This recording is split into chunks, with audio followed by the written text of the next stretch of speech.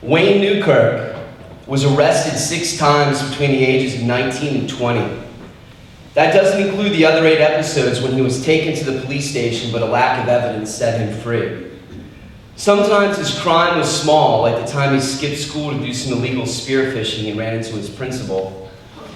But then there was his scuffle with a black belt, and that time when Wayne left town on a Greyhound bus to hide out at his uncle's house and avoid prosecution. Wayne lived a fast life. Having a good time was important, and there was plenty of good stuff to have. In 1961, Naples, Florida was a young man's paradise. Most of the roads were made out of sugar sand. Tourists weren't that common, and the town was known for its gentle waves and perpetual sunshine. As a new kid from North Carolina, Wayne fell into the easy living. Before school even started, he found his peer group at the shore, sipping beer and talking about the Everly Brothers. When high school started, Wayne played some football and made the varsity baseball team with a couple of guys who ended up going pro, but he lived for himself. He saw the law and the police as mere detours he needed to maneuver, and he did so with ease. Sometimes it was all about taking the risk, like the time he fled a party on a Triumph motorcycle and tore up the country club golf course while the police gave chase.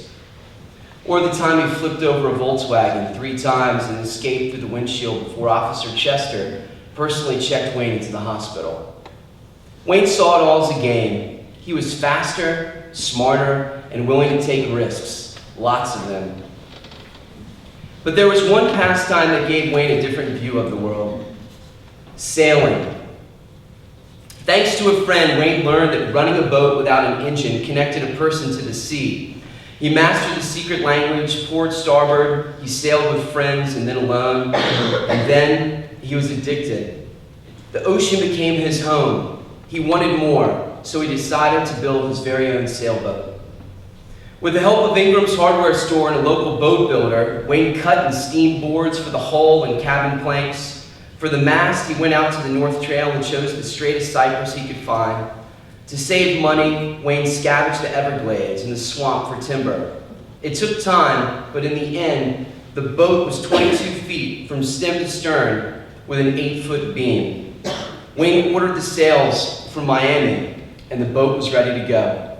It cost him $1,000. It took him 6 months to build. Mary, Woody, and Johnny signed up for the maiden voyage. Together, the 4 of them left Naples Yacht Club on June 29, 1966 at 1:30 p.m. without a radio, without a dinghy, without a motor, life jackets. Instead, they took cans of Budweiser. The breeze was steady and calm. At first, the boat performed well, but 5.5 miles out to sea, the Florida sky shifted without warning. One moment it was peaceful, the next the sail was banging on the mast.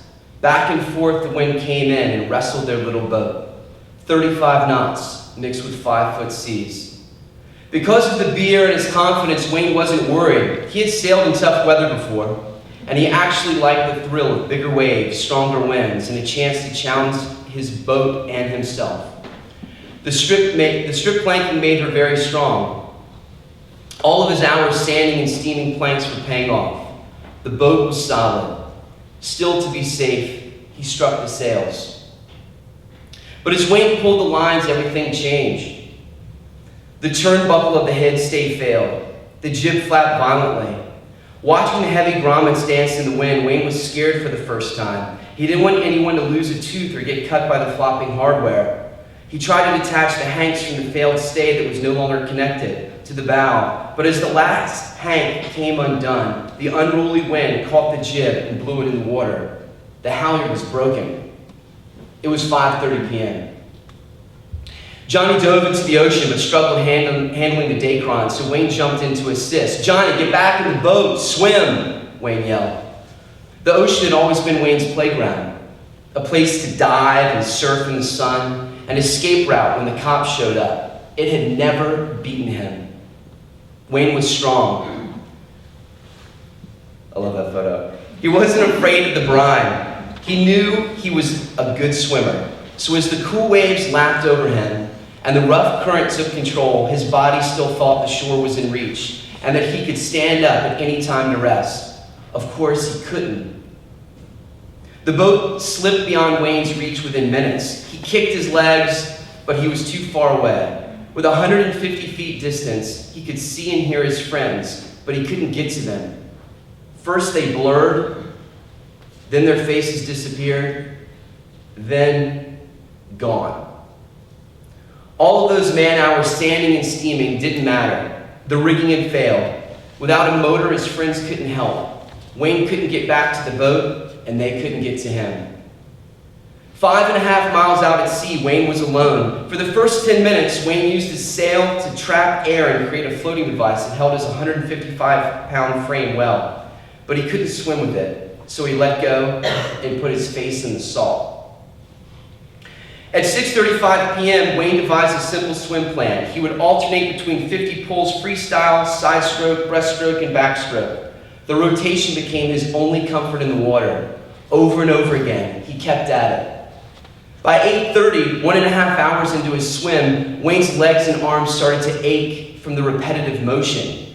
The shore was still a pencil line, miles away. His bathing suit and underwear hindered, so he ditched them. Wayne was determined.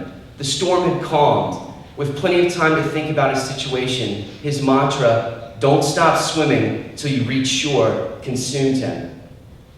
4 hours into the swim, Wayne could see cars with their lights on, as if they were signaling him 2 long miles away. Boats cruised nearby, searching, but no one heard his yells, so he saved his energy. The incandescence of the shore mocked his loneliness. Body cramps took over. He was broken. Drained and depleted, Wayne sent out a prayer.